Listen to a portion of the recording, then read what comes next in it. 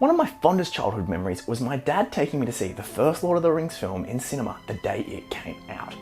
I don't think he had any idea what he was getting me into, with a love and obsession with fantasy that would stick with me for the rest of my life, ultimately leading to the creation of this very YouTube channel. So this week's build is going to be paying homage to those brilliant films, and where better place to start than at the beginning, in the beautiful and whimsical location of the Shire.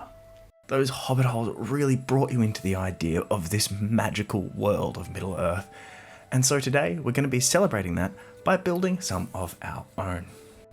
For this build, I'm going to be taking inspiration from the movies, as well as all of these brilliant artists out on the internet that have made their own Hobbit Holes or done some beautiful designs.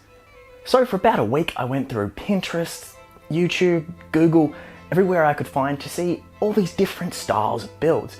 I also grabbed out one of my old Hobbit books that has a lot of beautiful concept art and some really good imagery from their buildings, as well as a heap of different really nice sketches of concepts for the Hobbit Holes. I essentially took all of these different elements of inspiration and took what I liked to make something unique of my very own. But I wasn't doing this build alone. I've used this build as an excuse to drag my girlfriend into the world of Tolkien. Promising her craft date nights building these Hobbit Holes, I've convinced her to watch all 3 extended edition Lord of the Rings and the Hobbit films, and now we're both going to make our own variations. You'll be following my build throughout this video, but at the end I'll show you hers as well, so you can see the variation and the individuality that you can add to your own Hobbit Holes. And with that, let's go get the supplies and get started. I went to my local Bunnings, which is a hardware store here in Australia, and picked up these flat, round MDF pieces.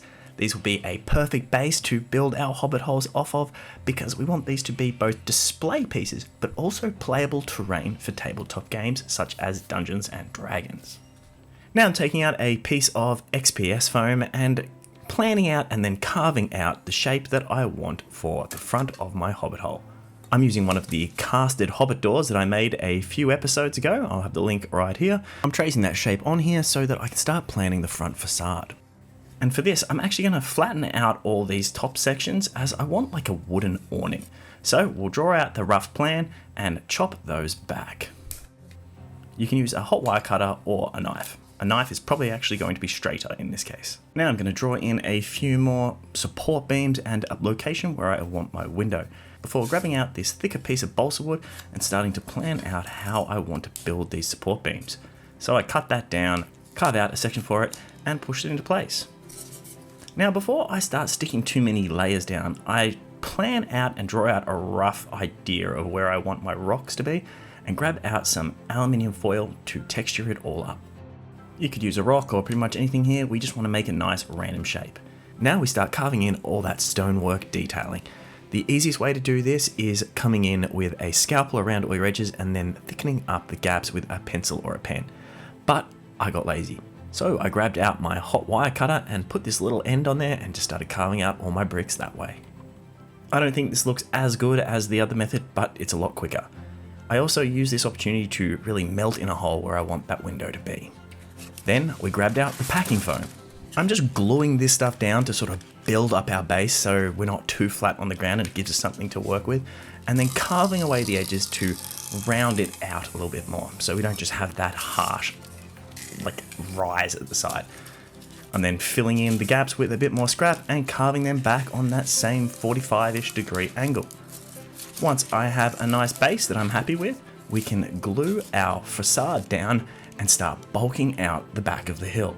But not before adding in those few more front details. So I'm going to glue that front door on and build that timber awning out of that same balsa wood I used earlier. Essentially, I'm just sort of eyeballing this, lining them up and carving away so that we can fill out all of those flat edges with wood. I'm then using some wire brushes and a scalpel to carve a bit more of a wooden texture into these before hot gluing them all in place. Once I have the full awnings down, I came in with that hot wire end again and carved out this section where I wanted another support beam that I forgot to do earlier. Hot gluing that in place, I'm now ready to build out our hill. For this, I'm going to just be grabbing big chunks of cheap, crappy packing foam. I think this came with our new dryer and it served a purpose beautifully. I just glue down big chunks and carve them back as I see fit. This stuff is essentially trash, so there's no real worry if you get it wrong. You just keep filling in the gaps and gluing more in, and then carving it back to make the shape that you desire. Now that looks super messy, but all we need is the basic shape. Here is a quick tease of where Kim is with hers. Now I'm just sealing up our XPS foam with a mix of black paint and Mod Podge, and then I'm grabbing out some air dry clay and building out a little pathway down the front. I started this with a layer of cheap wood glue just to help hold these in place. Now I want a little bit more variation on that back hill, and for this I want to add in a heap of different rock textures. So I'm going to be using these Woodland Scenics rock molds that I've got. Essentially just making my rocks out of plaster of Paris and some out of resin that I've got left over from other builds. So I've built up a big collection of these in the past and I'll be using those today. You could use real rocks, bark, or just carve your rocks out of foam and they would work just as well. But since I've got these, I'm going to use them. So I start hot gluing them down wherever I think I would like to have some bigger rock on the back of my build, and now it's time to get messy. I mixed up a big batch of Sculptomold with some brown paint and just started slopping this all over the hill really thick. This will fill in all those gaps and give us a nice earthen texture.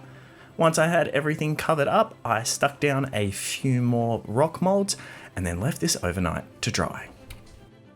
If you don't know what Sculptomold is, you can buy it, but I make my own. I've made it in bulk in previous episodes and I'll throw that link up here, but essentially it's ground up toilet paper with some plaster of Paris, and whenever I want to use it, I just add PVA glue, a little bit of water and some brown paint, and I have a beautiful ground texture ready to go on any of my builds. This helps to fill in gaps and really just brings a lot of these earthy builds together.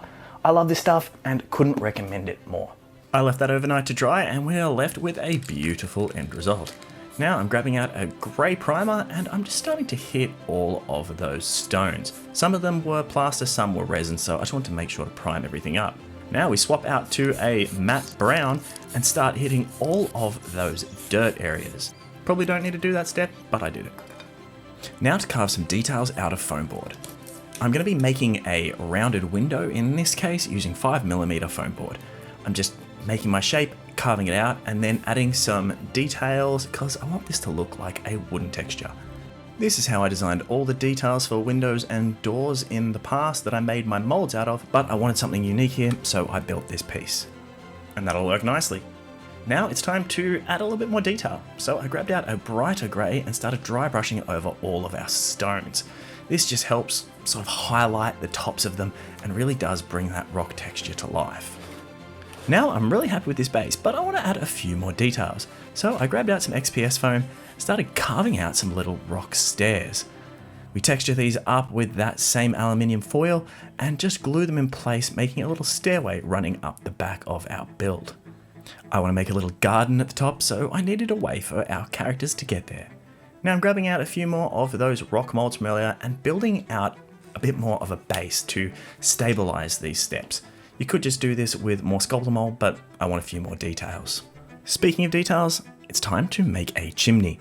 I grab a piece of XPS foam that fits the shape and start planning out the layout of my bricks. Once I have them planned out, I carve them in with a blade and then widen that out with a pen before coming in and texturing that up with the aluminium foil. Then I hot glue that in place and seal up all that XPS foam with that black paint and Mod Podge mix. Could have used more black paint in that mix. Now this part isn't completely necessary, but I want a big tree growing out the top of my Hobbit hole, as I imagine a lot of you probably will as well. So I'm going to be using Encounter Terrain's pipe cleaner method for making trees. I've done this a lot in the past and I absolutely love it. This is pretty much my favorite way of making trees and I'm going to do a lot more of it in future builds. Go check out Encounter Terrain. He has a brilliant Instagram account. I get a lot of inspiration from his builds and I'm sure they'll be able to inspire you as well. For those of you who haven't seen this technique being used in the past, essentially we're just twisting up a whole heap of pipe cleaners to make the shape of a tree and then burning them back with a lighter. This kind of pulls everything back in and seals it together and gives you a really nice basic bark texture if you want to leave it there. But in this case, I'm coming in with foam clay and I'm coating the entire thing so that I can make it a bit more of a custom shape. So I take my time making sure to really wrap it around every branch and root, and then start carving in some more wooden textures to match the style of tree that I want. You'll probably notice I left the top branches bare, and that's because they're going to be completely covered up later on. Once that's dried, I took it outside and gave the entire thing a coat in a grey primer. Then the plan was to paint it with some cheap brown acrylics, but I spilled a brown speed paint, so I started scooping everything off of the mat that I could and coated my trees in that. Now we need to make the foliage for the top of the tree. We're going to start off using the polyester wadding today, but I ended up redoing it all with hobby felt. I didn't get that on camera, but it's the exact same technique. We just need to spray paint it green, which will take a while to dry, so we'll leave that for now and we'll come back to that later on. I'm going to be mixing up another big batch of Sculptomold now. So taking the base Sculptomold, adding some glue, water and brown paint, and mixing it up till I get a nice consistency. Just start piling that onto our build, filling in all the gaps where we have added new details. Really getting into the nooks and crannies around those steps and making a good mess of things. Before leaving that for the night to dry. And now everything's dry, it's time to come in with some basic paints. So we're going to coat all these steps in grey. I'm using a terracotta red that I really like for the chimney, and then a dark brown over every wooden surface. Now we have our basic colours down, it's starting to take shape, but we don't want them so blocky. So I'm going to grab out a brighter grey and dry brush over all of our stonework, really bringing together these rocks, and the same for the front pathway and all of that stonework in the front. As always, dry brushing is that first stage that really helps these builds pop. One thing here though, I don't want one single colour for our stones. So I'm going to grab out a collection of different browns and greys and stony colours and randomly splotch on colours over separate bricks and rocks in this wall so we have a nice mix.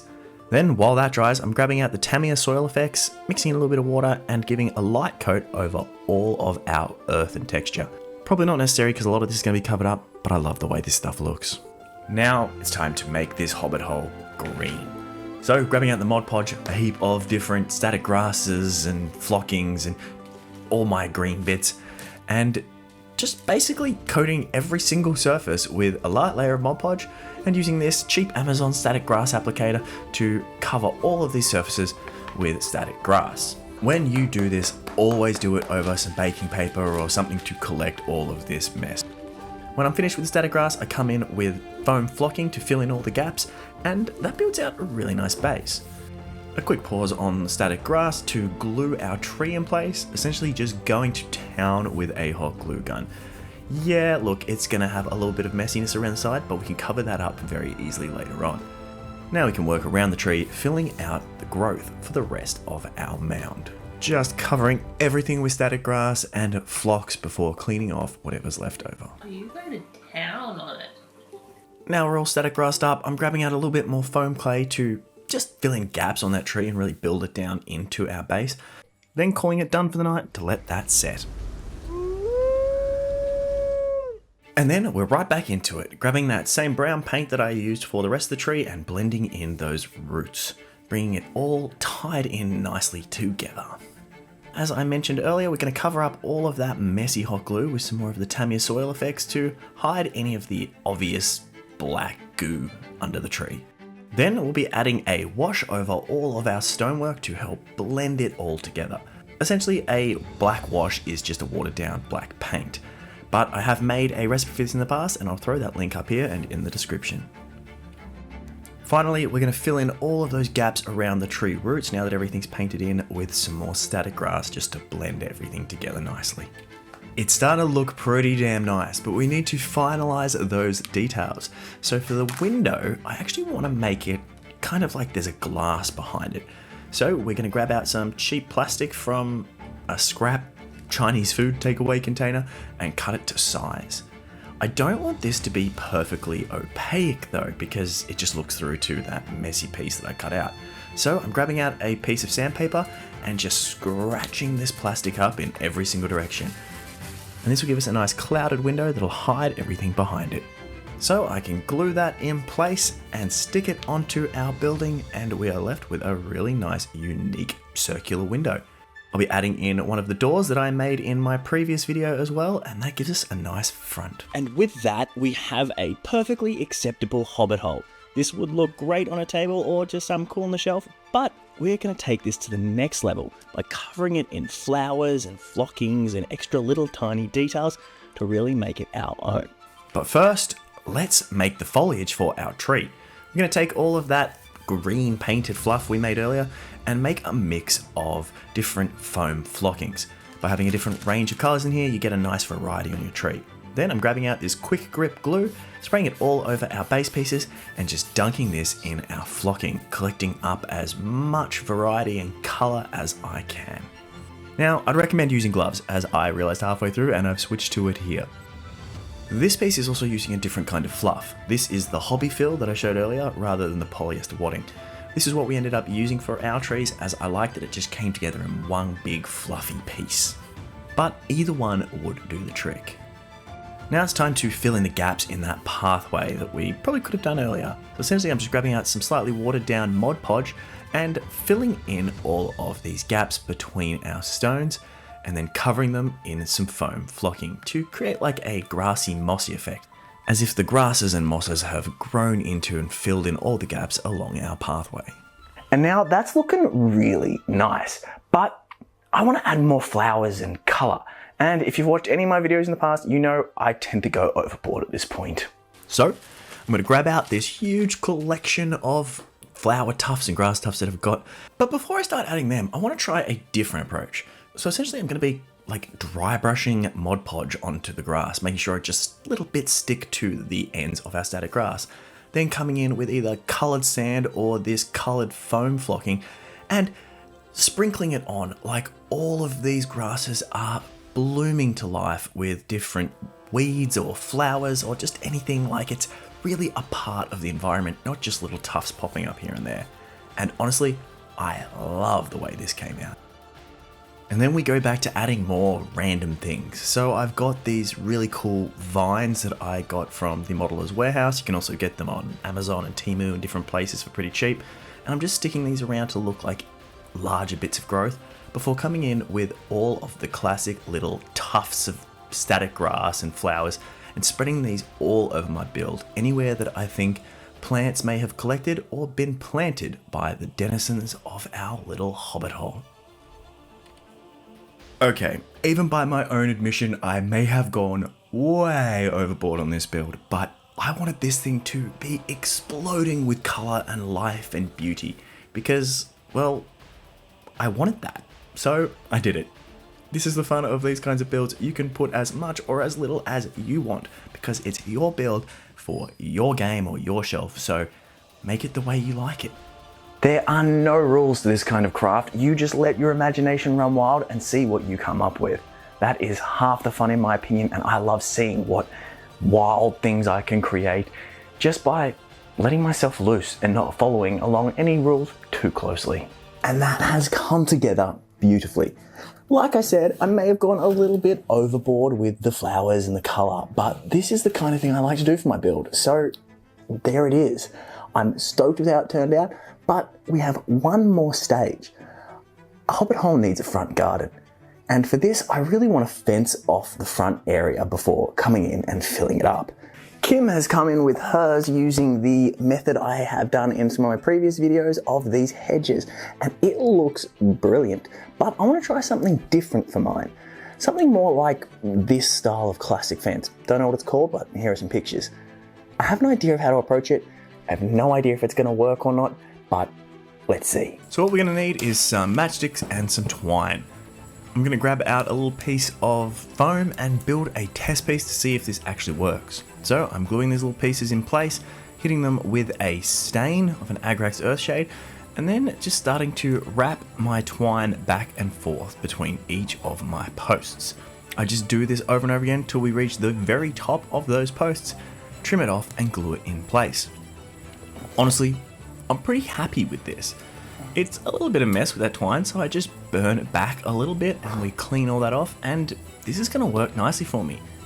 As another test, I got some watered down cheap brown acrylic paint and stained it all a bit darker to see how that turned out. And this will work nicely. So I started preparing a much bigger version of this for our Hobbit Hole. Trimming down all of those matchsticks, staining them up with the Agrax Earthshade, and then gluing them all in place, running along the very edge of our circular display. Once the super glue was dry, I covered it all up with a little bit more of that earth texture I've used earlier and started wrapping our twine. I pre-burnt the twine this time to get rid of all those little stray hairs and help it stay nice and clean before gluing it down to one end piece and just wrapping it back and forth, taking my time making sure that every layer was pressed down nice and tight. Honestly, I kind of prefer this color without painting it. I know it doesn't give that sticks look, but why not be a rope fence? You need a little bit more super glue along the way, so once again I'm just covering up all that dry, shiny super glue residue with some of these texture paints. Now the front yard is fenced off, let's start planting it out. I'm going to be using a huge range and variety of different static grass, phlox, weird cheap things that I've got off Temu, and even just things like sticks from the garden to make a little tree for that front yard. By just adding on a little bit of super glue and sticking some clump foliage on, you're left with a nice little tree. Glue this in place somewhere along our front, I like this section right here, and then add a little bit more super glue around the base and some of this bark kind of texture. While we've got that clump foliage out, I'm just going to stick a few chunks of this around different corners, filling in gaps. And then I really like that bark look, so I poured a bit more super glue out, made a little square of it in one of the corners, and turned this into a little pumpkin patch. Then just going through my different types of vines and bushes and adding more and more details into the corners around our fences and filling in this yard with colour and life. Now the garden's looking pretty nice as it is, but if I go back through my reference images, all of our Hobbit holes have little pot plants spread through the front yard. And for this, I could have 3D printed a whole heap of little pots or tried to make some out of clay, but here in Australia we happen to have a native tree that makes these perfect little nuts that work at the right scale to be potted plants. And I just so happen to have a few growing over my back fence. I don't actually know what these are called, so if you do, let me know in the comments so everyone can have a go at this. I find a few of these that have fallen off the tree, I remove a couple of the nuts, add a little bit of texture paste inside them to fill them with dirt, and then just start adding on some of our flowers and plant materials that we've used for the rest of this build. Once I glued this in place, I did decide I wanted to give it a bit of a paint with a more stone looking colour, and there we have our first pot. Now to repeat the process. I'm mixing up the paint colour, some with this terracotta red and some with a Karak stone from Citadel, then trying some different varieties for plants. A little bit of clump foliage, adding a little bit of glue, and then dunking them in some coloured sand to make a nice little flowery bush. Then we just glue these down all over our front garden to fill in any gaps, and leaving us with a lot of variety and a really nice looking front garden for our Hobbit Hole. I love how this looks at this point, but I'm going to do a little bit of cheating here. You see, I want a really nice ornate chair and a wheelbarrow. We could spend a whole heap of time building these from scratch, but I have a 3D printer, and even though I know a lot of people in the crafting world don't like 3D printing, it gets the job done. So I'm going to find a couple of really nice 3D models, print them out, get them painted, and do the final touches for this build. So a prime and a basic paint job gets our benches ready. Now I want some wheelbarrows to have some giant pumpkins sitting in our front yard. These just get a basic contrast paint and a hit with a cheap acrylic orange for our pumpkins. Then we start gluing this all in place. These final few details just really help make this Hobbit Hole feel lived in. The pumpkins came out really nice, and that chair on the top just perfect for looking out over your beautiful garden. But we're not done, because I haven't had any frogs yet. If you've watched any of my other videos, you know that I absolutely love these little bits. They are free on Thingiverse, I'll have the link in the description, and they're just a lot of fun to add to any build. So with that, I think I can finally call this build done.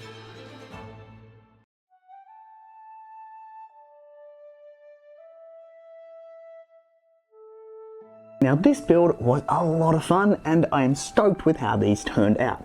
I know I say that with basically every build, but honestly every time I make something I'm always pleasantly surprised with how it turns out compared to what I'm expecting. We all have this idea that we can't do something, no matter how much practice you've had with it. So when you do it and you're actually pleased with the end result, it's always exciting to see it on the table.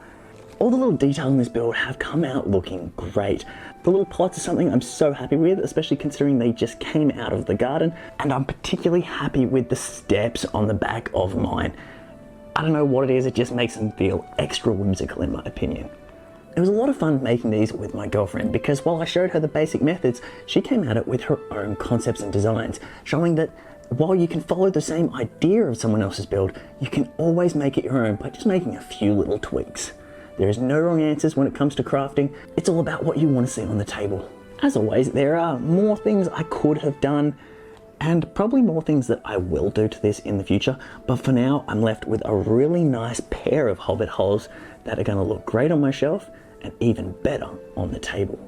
This has actually got me inspired to go back and make some more Lord of the Rings inspired things, so keep an eye out for that in the future. In the meantime, if you want to see me talking more D&D and other fantasy inspired things, jump over to Tomes and Towers RPG, where we've started doing a podcast called Above the Table, where I'll sit down with other members of our cast or people from this crafting and D&D community and talk about the TTRPG space and our opinions.